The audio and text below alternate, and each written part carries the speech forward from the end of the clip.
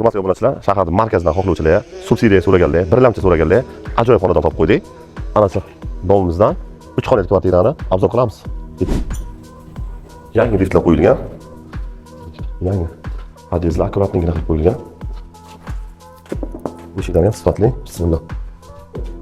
Shu xonani uyimiz. Xonamiz bu yoqda. Ikkinchi xonamiz.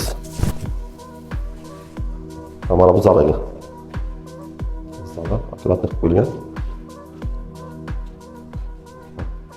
Tomosha qilib yotliganda toza havo keladi.